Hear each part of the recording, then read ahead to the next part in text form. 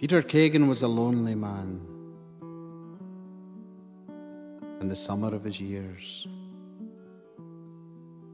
And then one day he got tired of being lonely and he went away off to the eastward. And when he came again, he had a wife with him. She was strange, but she was kind and people liked her. She was good for Kagan. She kept him company and winter turned to summer and they were happy.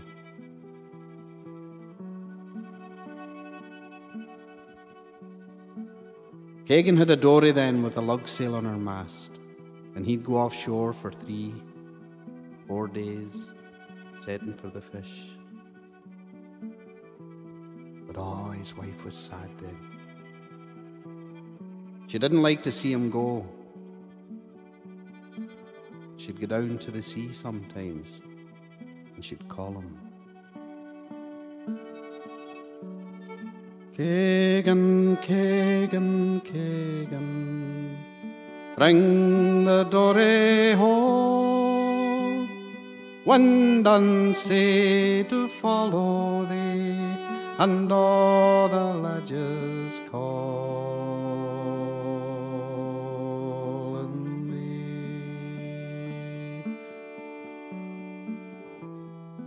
He said he could hear her calling 20 miles to sea, and when he heard her, he'd come home if he had fish or none.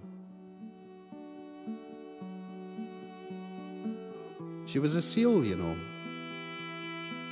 Everyone knew that, even Kagan, he knew that, but nobody ever said it to him. So then one day in that year's autumn, Kagan said, "I've got to go now. Go offshore and get some fish." But his wife said, "No, please don't go." She started to cry. The winds are coming and the snows are coming.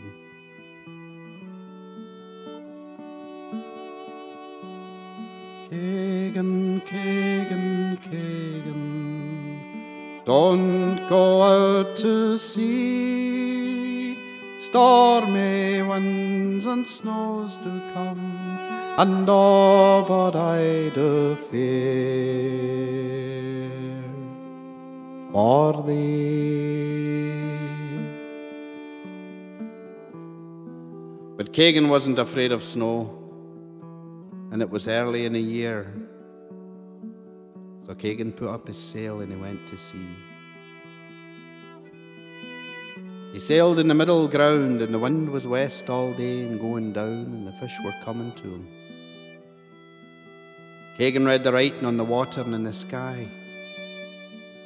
He saw the haze not very high above the clouds, and he said, "That's all right for autumn. Only a change of wind. I'm not afraid of wind." But Kagan read it wrong this time. The wind went away and then it came back southeast and the fog came around him. So Kagan said, "I've got to go now. I'll find that gong buoy off the sunken ledges and then I'll know the best way home." So Kagan put up his sail and he bore away to the north for the gong. But the wind was watching. The wind backed around to the eastward and came breezing on against him. They sailed for a long time. The sail was pulling very hard. Finally, the wind was so strong that the sail tore out. So Kagan took his sail down, and the dory went drifting. He thought he could hear that gong buoy, and it wasn't very far away.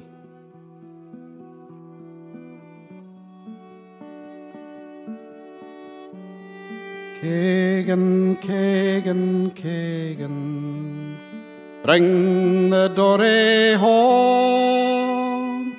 Wind and sea to follow thee, and all the ledges calling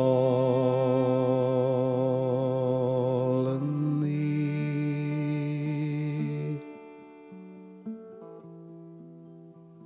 But the dory went drifting, and by the gong buoy went away.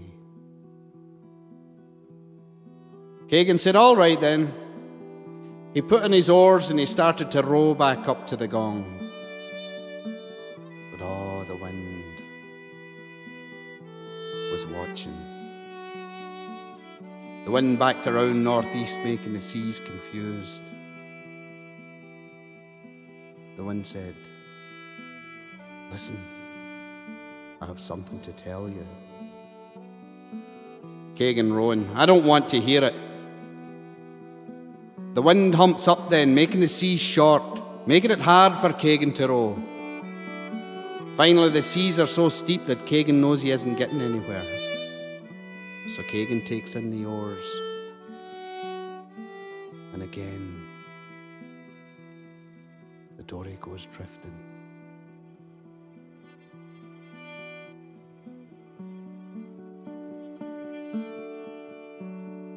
Kagan, Kagan, Kagan, bring the dory home, wind and sea to follow thee, and all the ledges call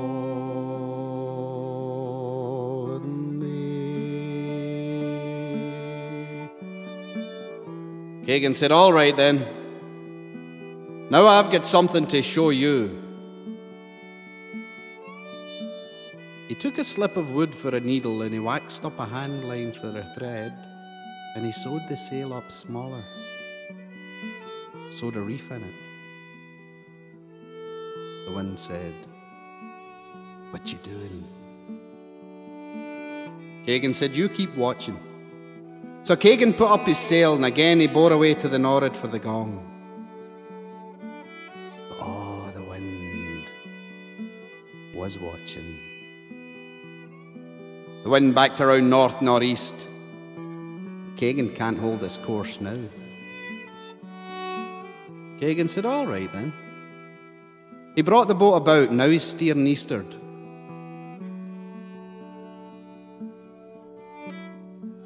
You're heading out to sea. I'm not afraid of water. I'll bring this boat about when I can fetch that gong buoy. I'll veer on you. I'll go east again. You do that and I can hold my course. I'll back on you. You back too far and you've got to clear. You know that. I can keep ahead of you. You may be smarter, but I'm stronger. The wind grew bigger then, and the wind blew harder. Finally, the wind was so strong that the sail said, "I can't make it, Kagan." And Kagan said, "I know that. Thank you." So Kagan took a sail down, and again, the dory went drifting.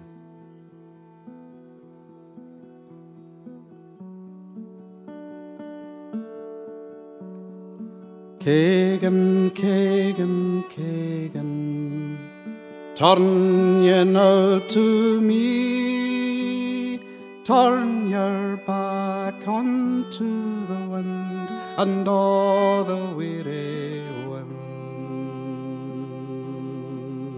is sea.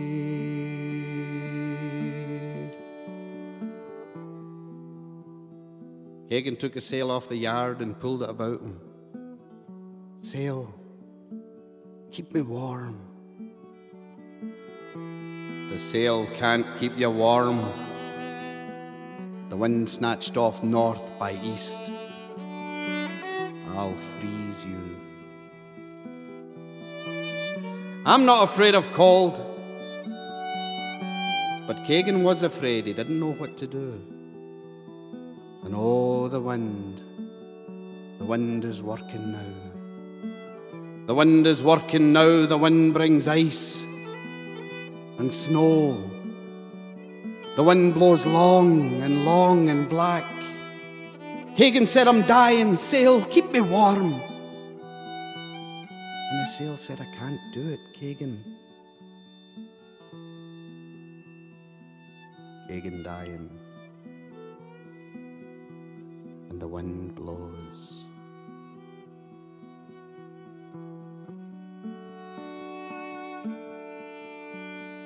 Kagan, Kagan, Kagan, lay you down to sleep, for I do come to comfort thee, on thy dear body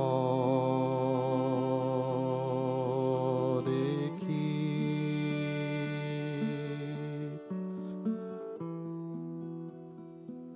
So Kagan lay down in the bottom of the boat, and he tried not to be afraid of the dying. And he dreamed of her then, his wife. And he dreamed she was coming to him. And he heard a long call down the wind. And he raised himself up and he saw her. Down the smoking storming sea she came. Over the rail of the dory she came laughing to his arms. And all in the night, and all in the storm they did lie. And the wind went away, and the storm went away. And in the morning they found him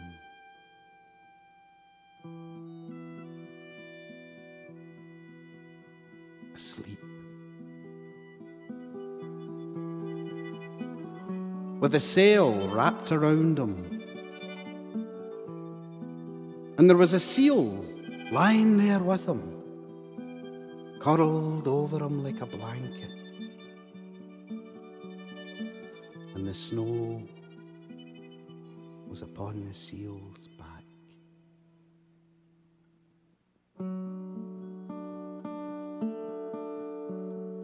Kagan, Kagan, Kagan, lay you down to sleep, for I do come to comfort thee, all in thy dear body keep. Kagan, Kagan, Kagan, bring the dory home, wind and sea to follow thee, and all the ledges calm.